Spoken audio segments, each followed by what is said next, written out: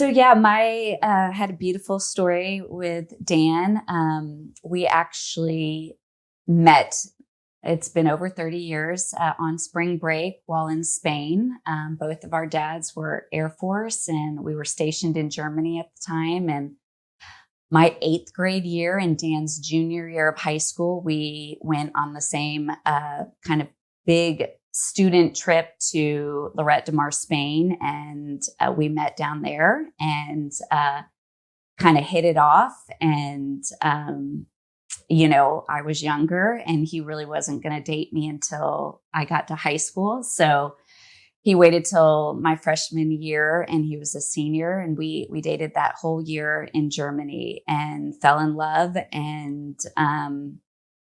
and it was beautiful and it was amazing. And then at the end of that year, both of our dads were getting reassigned to the United States.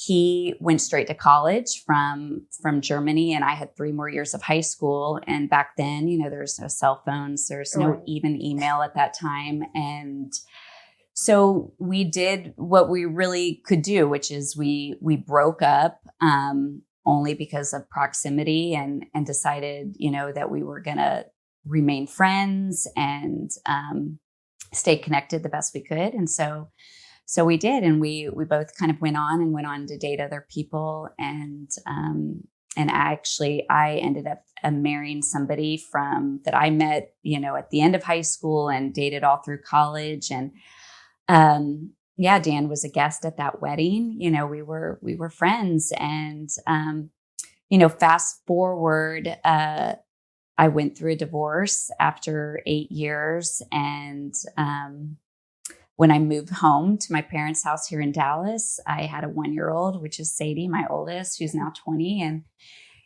And it was during that time that I knew no one in Dallas. And this is where Dan had, after college, come and gotten a job. And so we just, reconnected. We had always kind of been friends, but reconnected and fell in love again. And we're married. And it's funny, our high school yearbook, Dan had said, "Please wait 7 years for me." He wanted me to wait 3 years of high school and 4 years of college. And it ended up being 17 years later. Oh, wow. So we married in 2008 and went on to have Lila, who is my next daughter. So I have Sadie and Lila. And just built a really beautiful life here in North Dallas. We're in Plano, and married for 13 years. And then obviously everybody knows about the pandemic that hit. And so really in 2021, we had just finished having an amazing summer, and the girls had started back to school. And that second week of school, Dan felt a little funny. He was like, "I think I'm going to go get tested." He got tested. He was positive. So we all got tested. Sadie and Lila also tested positive. I tested negative, but we all quarantined at home. And we were almost to the end of that, magic 8 or 9 day period. And so excited to just break loose. We'd all just been doing our own thing at the house. I mean, really hadn't seemed sick. I mean, I had been laying out in the pool and the kids just kind of hanging out. And Dan had been working at his desk all week long, just as, watching TV at night together, all the things. And that final night, I had fixed dinner and we were all sitting around, and Lila came in and said, "Well, Dad said he's going to lay down for a minute instead of coming to dinner." And I was just like, "Okay, no big deal." And a couple minutes into dinner, I just felt something shift in me that said, "Why don't you go check on Dan?" And, because that just something, I think it was the Holy Spirit prompted me. I went in the bedroom and he was laying there just perfectly silent and had the covers pulled up. And I just kind of watched his face, and he looked, like he just looked a little different. And he kind of opened his eyes, and I just said, "Hey, babe, what's going on? Are you okay? how are you feeling? And he just said something really strange. He goes, I just wish this cough would go away. And I didn't get it because he hadn't been coughing. Like I don't remember him coughing that whole week we were home. And so I didn't understand the statement. And I had a pulse oximeter that I had never used. It was still in the box. I didn't even really know what those were and what they did. And I got it out of the box. I put it on his finger and it was in the 70s. And I didn't know what that meant and like what it was supposed to be and what it was. But my dad's a doctor. I called him on the phone. I said, Dad, Dan's this pulse oximeter read 70 something. And my dad just said, Sarah, you need to get Dan up and you need to take him to the hospital right now. That's really, really low. I almost blacked out. I almost passed out. Just the blood just shifted. I had to lay on the ground because just the world, I was like, what in the world is happening here? And I got up and I said, Dan, we're going to go to the hospital. And he didn't fight me at all. He just said, okay. And I said, the girls are still eating at the counter. And I just get on his flip-flops. I just said, girls, I'll be back. And I drove him to the nearest hospital. It's just a few miles away. And I dropped him at the front door of the ER and I went to park. It took me maybe 90 seconds to walk in. And by the time I walked in, he was walking away and he just kind of looked over his shoulder. They had already put oxygen in his nose and that was it. That was the last I saw Dan up and able to communicate.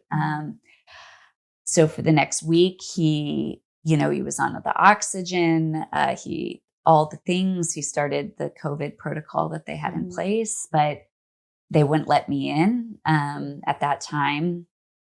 And they basically just said, we just need to run through these medicines and he'll probably be good to go and he'll get out. And it was scary, but you're just thinking he just needs a little supplemental, this is not that serious. It wasn't serious before he left. Right.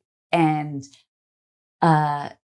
we talked maybe twice during that time on FaceTime. It was hard because he had the mask on. He was couldn't get deep breaths. And then, about a week into it, I don't remember, 10 days into it, I get a call from the hospital and missed the call.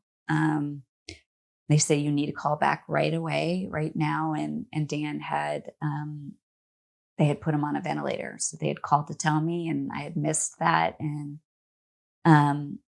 the crazy thing is they let me in to see him that day. So as soon as I couldn't talk to him, was like, hey, come on in. He's now on a ventilator. And so, yeah, that started a month-long journey of him being sedated and, thinking if he can just make it to the end of the week without a fever, he'll, we can move towards a trach and all of the ups and downs.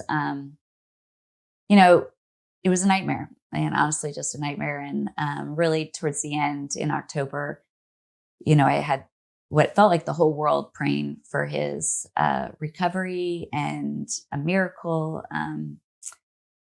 And he actually went into cardiac arrest multiple times one night. And then the following day, all his numbers started improving. We thought, oh my gosh, we've got this miracle. They kept bringing him back and only to realize, a week later when they could do a CT scan that he was brain dead. And so then at that point I had to take him off life support. And that was October 12th. So, it's surreal now, 3.5 years later, to think that we, I don't want to say just survived that. It was just so traumatic. So, the fear, the anxiety, the uncertainty, it wasn't instant death like your story. And yet it wasn't prolonged where we actually got to have any last conversations Right. with Dan either. None of us ever got to say goodbye. Nobody got to understand anything. It was, instant but waiting. And so that's devastating. Yeah. Rocks your world. It just was, thinking about it, takes me back to just how life altering that was. Yeah. And I still think that that's still so traumatic. I It mean, is it wasn't as sudden, but I mean, just to think that you still just wasn't able to say goodbye. That was still, I mean, that's so hard, so I think it's still sudden, even though you don't, I still think that's real sudden. And I know that during that time, like COVID was really, I felt like it was that was towards the end of it. Yes. So of course, I'm sure that you weren't thinking that this was going to happen, Yeah. You just, and praying. I mean, the thing is through that whole thing, I